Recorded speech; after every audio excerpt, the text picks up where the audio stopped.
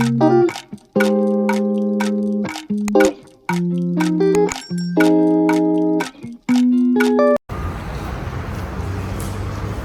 भाई, हम लोग आ गए हैं अभी उल्लान स्टेशन में, उल्लान स्टेशन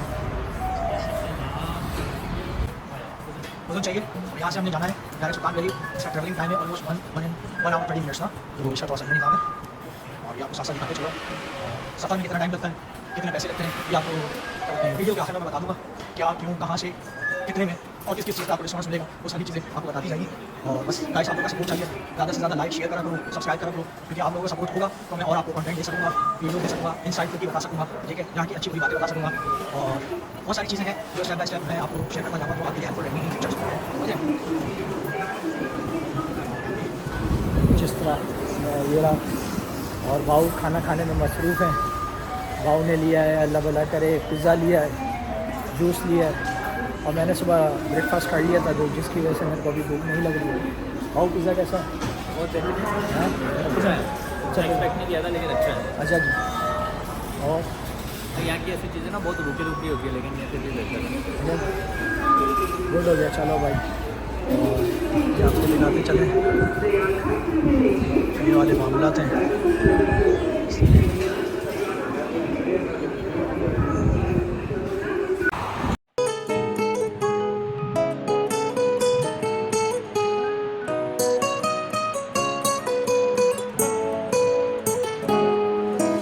حبك يدق بالراس، ماليني حب واحساس، غير انت تاج الراس وهذا مكانك. حبك سوالف لي وشفاك طعم الهيل، بقلبي عاد تعيد هذا مكانك. واريدك يا غالي يا اللي منور الليالي، واريدك حبيبي غيرك ولا يحلالي يا तुम क्या कर रहे हो? इसकी छोड़ो वेरी का ये है फॉर्म है। उसके बाद ऐसे होता है, ठीक है, ये बाकी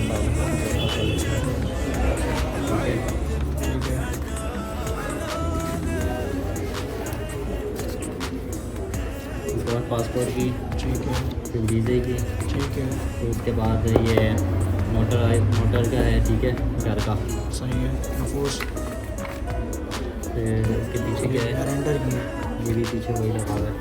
आपके पासपोर्ट की वो है इंग्लिश, ये हमारा जो कैलेंडर है, इस्लामिक पासपोर्ट, ठीक है, उसकी ट्रांसलेशन है ये, सही है, ठीक है, और ये उसकी पासपोर्ट की वो भी लगी हुई है, सही है, लेकिन ये इसकी लगी हुई है जिसने अप्लाई किया है ना घर का, हाँ उसका है, सही है, इसका जैसे मुस्तफा का ये भी इसी की है ट्रांसलेशन, सही है, ठीक है, और ये किराया का है। एग्रीमेंट है, हाँ, किराया कितना तो जा रहा मालिक है, मकान का वो है किरा सोच में से जो है ना वो नोटराइज वाला ठीक है, किरा सोच में से है।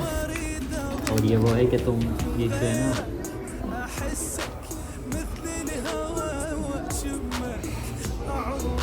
ये मुर्तज़ा का है जो जहाँ रह रहा है, ठीक है, ठीक है, जिसकी तरफ से नफूस हुआ है उसका है, और ये इसका मालिक मकान का नाम है, ये किरा सोच में से नोटर वाला है, सही है, ठीक है, ये मालिक मकान का वो है।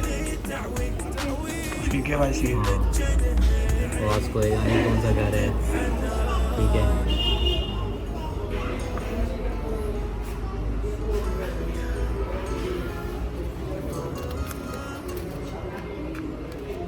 बिल आ गया, ठीक है, इलेक्ट्रिक बिल आ गया, हाँ,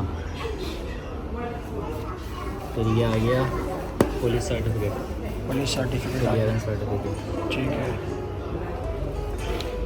फिर ये एड्रेस का पेपर, ठीक है, टीचर का एड्रेस,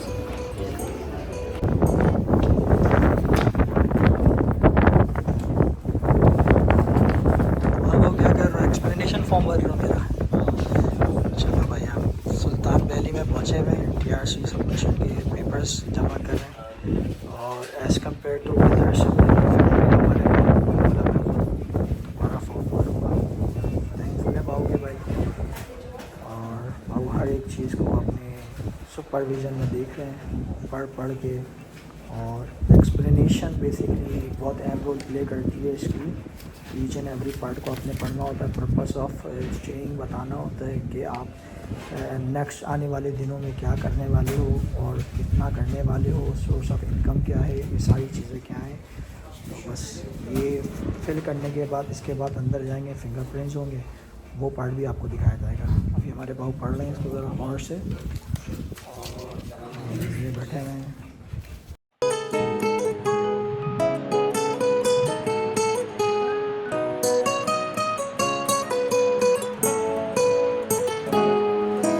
حبك يدق بالراس ماليني حب واحساس غير انت تاج الراس وهذا مكانك حبك سوالف لي وشفاك طعم الهيل بقلبي عاد تعيد هذا مكانك واريدك يا غالي يا اللي منور الليالي وريدك حبيبي غير उनके साथ बैठा हुआ है चीज़ें देख रहा है।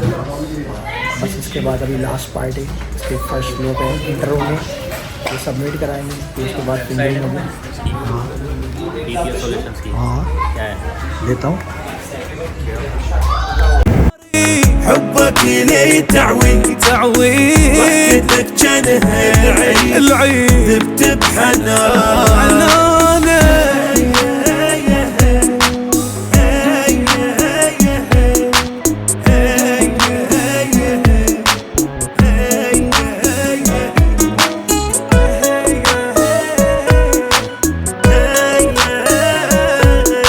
भाई अस्सलाम वालेकुम, वेलकम बैक। और अभी हम आ गए गुच इदारे से अपनी फ़ाइल सबमिट करा के, सुल्तान बेली गुच इदारे से, और बाऊ की बड़ी खिदमत रही है।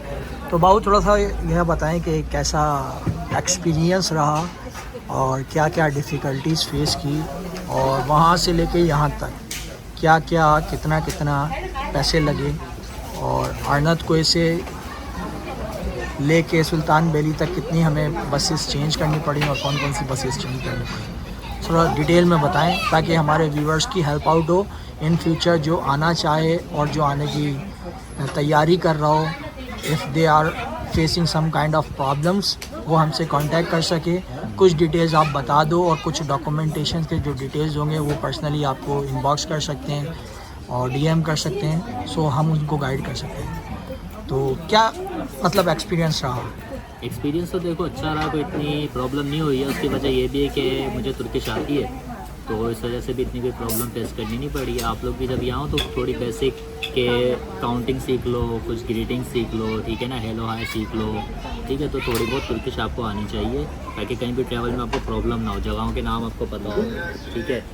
बाकी उसके अलावा ये है कि बसेस जो अब आपके किस इलाके में पड़ता है गोचीदारा, ठीक है, कौन से गोचीदारे में अप्लाई हुआ है। अब हमारा जहाँ पड़ा है वो दूर है, तो यहाँ पे आने के लिए हमें एक मेट्रो में बैठे हैं, जो ट्रेन होती है यहाँ की सबवे, वहाँ से यानी कि हम लोग एक जगह पे आए, फिर वहाँ से दूसरी बस करके आए, ठीक है ना। तो हमें टाइम लगा इसमें, वो लंबा सफ़र है। अच्छा भाऊ, हमने वो जो आपने जो कार्ड का जो एक्टिवेशन की थी उसमें ये भी थोड़ा सा हमने अपने दोस्तों को जो बताना है, क्योंकि हमारे व्यूवर्स बहुत ज़्यादा कोई मतलब अमीर नहीं है, ठीक है ना। जितने भी हैं वो हम और आप जैसे मिडिल क्लास के लोग हैं, ठीक है ना। और वो उनकी क्या कोशिश ये होती है कि यार जितने लिमिटेड पैसे हों उस लिमिटेड पैसे में ये सारे ना मतलब लॉन्ग ट्रैवल को करके और कम से कम पैसों में ना उसको ख़त्म किया जाए। तो अच्छा, जब हम लोग निकल लेते उस वक्त सुबह आपने एक छोटा सा काम किया था, वो थोड़ा सा उसका मुझे डिटेल बताएगा, जिससे हमारे दोस्त जो हमारे मतलब मिडिल क्लास से आते हैं, जो थोड़ा सा मतलब हाई प्रोफाइल नहीं होते, वो अपने पैसे किस तरह सेव कर सकते हैं वाया जो हमारा इस्तांबुल कार्ड है। तो थोड़ा सा बताओगे इस बारे में हम? जी बिल्कुल बताऊंगा। सबसे पहले तो देखो आपके पास यहाँ का नंबर होना चाहिए, टेलीफोन नंबर, ठीक है ना, सिम होनी चाहिए यहाँ की। अब उसमें यह है आप टैक्सी में सफ़र ना करना, ठीक है, टैक्सी यहाँ पे बहुत महंगी पड़ती है, ठीक है ना।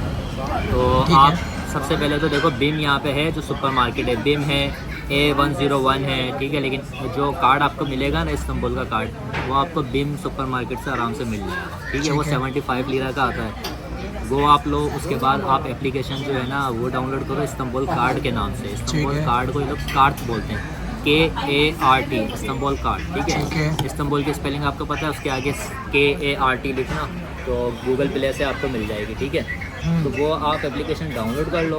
वो आपका लॉगिन मांगने के लिए आपका वो नंबर मांगेगी, तो नंबर आप तुर्किश नंबर डाल दो उस पर और आप उसको लॉगिन कर लो, ठीक है। लॉगिन करने के बाद आप वहाँ पे जब आपका अकाउंट बन जाएगा तो वहाँ पे होगा कार्ड एक ले, ठीक है ना, कि कार्ड ऐड करो।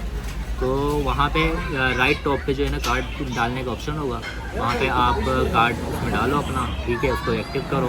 कार्ड कैसे एक्टिव करोगे, तो कार्ड लिया होगा उसके बैक पे ना QR कोड है, ठीक है। QR कोड स्कैन का वो ऑप्शन देगा, ठीक है। तो वो आप स्कैन कर लोगे, कार्ड उसमें ऐड हो जाएगा, ठीक है। कार्ड उसमें स्कैन हो जाएगा तो ये है कि आप उसको जो है ना वहीं से आपको पूरी इन्फॉर्मेशन दे रहा होगा, आपने इतनी पेमेंट की है, इसमें डाले हैं पैसे, निकाले हैं पैसे, ठीक है ना। वो सब वहाँ पे इन्फॉर्मेशन आ रही होगी और वहाँ से आपको कुछ ना कुछ डिस्काउंट भी पड़ जाता है। अच्छा, यहाँ पे मैंने मशीन भी देखी है, ठीक है ना। ठीक है। वो मशीन ये है, एक तो होती है कार्ड में पैसे डालने वाली, ठीक है, और दूसरी एक मशीन होती है रिटर्न के, रिफ़ंड के, ठीक है ना। तो कुछ ना कुछ इनकी ऑफ़र होती है, ठीक है, वो आपको रिफ़ंड कर देते हैं। तो आज हमने किया, उस मशीन पे स्कैन किया है, तो ना उसको इयादे बोलते हैं, IADE, ठीक है, इयादे, ठीक है। इयादे वाली मशीन पे आप उसको स्कैन करोगे, आपको कुछ ना कुछ पैसे रिफ़ंड हो जाएंगे। आज हमें 6 लीरा रिफ़ंड होगा, ठीक है ना। ठीक है। तो ये चीज़ होती है। तो कार्ड आपका होगा तो यहाँ पे बसों में, ट्रेन में, हर जगह वो कार्ड स्कैन करना होता है, ठीक है। तो ये चीज़ है। तो इस तरीके से आप तो आपका कार्ड का काम हो जाएगा, कार्ड आप हर जगह करके ट्रैवल कर लो, ठीक है। और कुछ इदारे में जब हम आए थे भाऊ, उस कुछ इदारे में हमारे से कॉम्प्लीमेंट्री मतलब जो लाइबिलिटीज़ हैं जो फुलफिलमेंट करने थी, उसके क्या पार्ट्स हैं? अच्छा, सबसे पहले तो आप जब आपने पहले फ़ाइल बनाई होगी, फॉर्म फिल किया होगा, ठीक है। अब फॉर्म फिल करने के बाद फॉर्म के सबसे एंड में डॉक्यूमेंट्स लिखे होते हैं, वो सारे डॉक्यूमेंट्स आपने तैयार किए होते हैं, ठीक हो गया। अगर आपको तैयार करना ना है, आप हमसे रब्ता कर सकते हो, वो हम कर देंगे, आपको गाइडेंस भी कर देंगे, ठीक है। ठीक है। तो इसमें ये है, आपने डॉक्यूमेंट्स कर लिया, आपने फ़ाइल बना ली अपनी, तो फाइल बना ली, आप कोच इदारे आओगे, कोच इदारे आने के बाद आपको 4 तस्वीरें चाहिए होंगी, 4 तस्वीरें भी लेके आना, ठीक हो गया। ठीक हो गया। सबसे पहले आप जो पहला काउंटर पे जाओगे ना, पहले काउंटर पे वो आपके रिव्यू करेगा फाइल, ठीक है। उसमें अगर कोई भी चीज़ कम होती है वो हाईलाइट कर देगा, यार ये चीज़ कम है, ये आप कर लो, ठीक है। फोटोग्राफ कम है या कोई चीज़ कम है या बिल कम है तो आप वो लगा लो, ठीक है। दूसरा स्टेप ये है, आपको अंदर भेजेगा। हमें जहाँ जाना था वो फिंगरप्रिंट के लिए जाना था दूसरा स्टेप में, तो दूसरे स्टेप में हमें जिस जगह जाना था वो 3rd फ्लोर पे था, तो 3rd फ्लोर पे जाके हमने फिंगरप्रिंट दिए, ठीक है। वहाँ पे फिंगरप्रिंट का काम होने के बाद हम 1st फ्लोर पे गए हैं। 1st फ्लोर पे उसने डॉक्यूमेंट्स सबमिट किए हैं, ठीक है, सबमिट किए 1st फ्लोर पे, ठीक है। उसने हमें एक पेपर दे दिया है, ठीक है, आपका अप्लाई हो गया, ठीक है, ठीक है। तो ये चीज़ है, मतलब बहुत ईजी स्टेप है, कोई इतनी फिटिंग नहीं है, बस आप डॉक्यूमेंट्स पूरे तैयार करो अपने। अच्छा भाऊ, हम इन सारी चीज़ों के अंदर एक the most important thing which we should need to explain the people who actually looking something which is we are not providing, most of the people is actually not providing the things कि क्या, क्यों, कैसे, किस तरीके से rejection के मामला ज़्यादा आते हैं। अच्छा, जो इसके अंदर कुछ इदारे के बाद जो रिव्यू करते हैं भाऊ, जो रिव्यू का जो सेक्शन है ना भाऊ, उस रिव्यू सेक्शन के बाद उन्होंने एक पेपर दिया था, ठीक है ना। उस पेपर को, उसमें उन्होंने कुछ क्यूरीज थी एक्सप्लेनेशन के हवाले से ना, वो एक्सप्लेनेशन और अदर्स थिंग्स कितना अहम रोल प्ले करती हैं, उसके बारे में थोड़ा सा कुछ बताओ। जो आपने तुर्किश लैंग्वेज में प्रेफरेंस की थी कि तुर्किश लैंग्वेज में लिखना ज़्यादा बेहतर है as compare to English language, तो उसके बारे में थोड़ा सा बताना भाऊ। अच्छा, जब आपने रिव्यू के लिए जब सबसे पहले स्टेप में आप पेपर देते हो ना, फॉर्म देते हो कि ये फाइल देते हो कि चेक करें सारे डॉक्यूमेंट पूरे हैं, वो चेक करने के बाद आपको एक फॉर्म दे देता है, समझ लो इंटरव्यू फॉर्म है या ठीक है, एक्सप्लेनेशन देनी होती है उसमें सारे, ठीक है। अब अगर आपको इंग्लिश आती है आप इंग्लिश में लिख लो, ठीक है। अगर आपके साथ कोई तुर्किश बंदा है जिसको तुर्किश आती है तो आप उससे तुर्किश में फिल करवा लो, ठीक है। तुर्किश में करने की रीज़न ये थी कि वैसे तो इंग्लिश में करना चाहिए, लेकिन तुर्किश में मैंने इसलिए कर दिया क्योंकि उसकी रीज़न ये थी कि ये लोग इंग्लिश को अवॉइड करते हैं, इंग्लिश इनको इतनी आती नहीं है, ठीक है, पढ़ेंगे नहीं, आगे फॉरवर्ड कर देंगे। तो बात ये कि तुर्किश में लिखो, अच्छी लैंग्वेज में, उसमें राइटिंग में लिखो कि उनका पढ़ने में आए, और जो है ना इस तरीके से उसमें जो मेन चीज़ें वो क्या है, आपने टूरिज़म के लिए अप्लाई किया तो क्यों किया है, ठीक है। आपने क्या करना है, आपने कौन कौन सी जगहें घूमनी है ये लिख दो, ठीक है, मेन चीज़ें कर दो। और आप ये लिख दो कि आप क्या काम करते हो और आपकी मंथली इनकम क्या है। ये जो मेन चीज़ जो है ना उनको ये है कि आप रहते कहाँ हो, ठीक है, आपकी मंथली इनकम क्या है और आप क्यों यहाँ पे रहना चाहते हो, कितने टाइम के लिए। उसमें ये भी ऊपर था कि 3 से 6 महीने या 6 से 12 महीने, साल के लिए या 3 साल के लिए, कितने टाइम के लिए आप अप्लाई कर रहे हो। तो आप नॉर्मली 3 से 6 या 6 से 12 के लिए आप अप्लाई कर दो और ये सारा फॉर्म फिल कर दो, ठीक है ना। तो मैंने आप रीज़न ये लिख दो, मेरा ये काम है, मैं ये काम करता हूँ, मेरी ये इनकम है, ठीक है ना, और मुझे कोई इशू नहीं है रिहाइश का या पैसों का। और यहाँ पे मैं या घूमने फिरने आया हूँ, अच्छी जगह देखने करने। और जो है ना अभी मैंने दूसरे शहर वगैरह नहीं देखे, सिर्फ इस्तांबुल देखा, तो अभी मुझे और भी जगहों पे जाना है। तो इस्तांबुल ही इतना बड़ा है कि यहाँ पे इतनी अच्छी अच्छी जगह है कि मेरा सारा टाइम उसी में चला गया है। तो मैं चाह रहा हूँ कि दूसरे शहर भी जाऊँ, कपाडोकिया जाऊँ, कोनिया जाऊँ, दूसरे शहरों के आप नाम लिखो कि मैं अरसुल का मज़ार देखना है, उस्मान का मज़ार देखना है, मेवलाना रूमी का देखना है, ठीक है। तो ये चीज़ें आप लिखो। तो इनके हिस्टोरिकल प्लेसेस हैं। हाँ, हिस्टोरिकल प्लेसेस आप लिखो, हिस्टोरिकल मुझे वो करना है, कल्चर देखना है, ठीक है ना, तो इस तरीके से। अच्छा भाऊ, मैंने यहाँ पर एक चीज़ देखी है ना, यहाँ पर मोस्टली लोग ऐसे हैं जो अपने बड़ों से जो उन्होंने सीखा और वही कॉपी पेस्ट कर दिया।